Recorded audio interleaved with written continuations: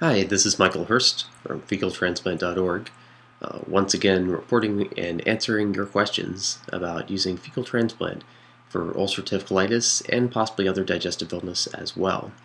As I've said in previous videos and on my website, in the summer of 2011, I used fecal transplants to effectively cure myself of ulcerative colitis, and I've now had no symptoms without taking any maintenance medications for about a year and a half now. So here's another question that I've frequently gotten, and that is, how do you find a donor? I mean, how do you just ask for someone, hey, can I have your poop, right? Well, in my case, I was fortunate that I had a relatively longtime friend that I knew pretty well, that I also knew was pretty open-minded and aware of the impact the illness had had on my life. Now, for most of you all, it might be advisable to find someone in your immediate family, maybe a parent, a child, or a spouse, if at all possible. However, I live a long way from my parents and the rest of my family, and wanted to stay in the same area where I had my job and friends and other people like that. So no, you don't need to use a close relative, and sometimes an open-minded friend might be a better option.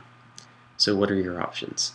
Well, you can do what I did, which was ask my friend to take a hike, and as we were walking through the woods out by Great Falls, just north of Washington, D.C., I told him about how I'd found this new treatment option and that I seriously thought it could work.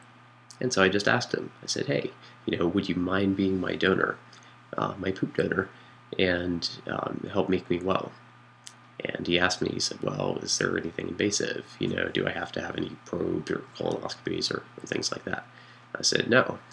All I need you to do is fill out a questionnaire about where you've traveled to, various lifestyle questions in terms of things like sexuality, which would predict the possibility of having various STDs that could be transmitted through the blood, and other factors like that, such as last time you used antibiotics, and if you'd ever had traveler's diarrhea.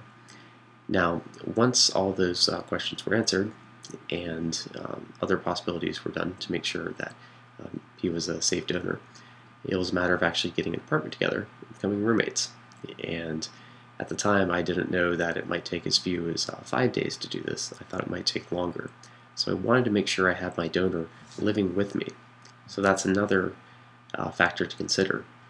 Is your donor living near you so you can easily get access to this poop soon after it has been created, shall we say, or it can actually be refrigerated for up to about 5 or 6 hours. So that is how you find your donor. Some other considerations. It might be advisable to have a male donor if you have a choice, all things being equal. The reason for this is that gastrointestinal illnesses tend to be somewhat more common in women than men. Now, I only say somewhat. It's not that much of a major difference, but it is a possibility to consider.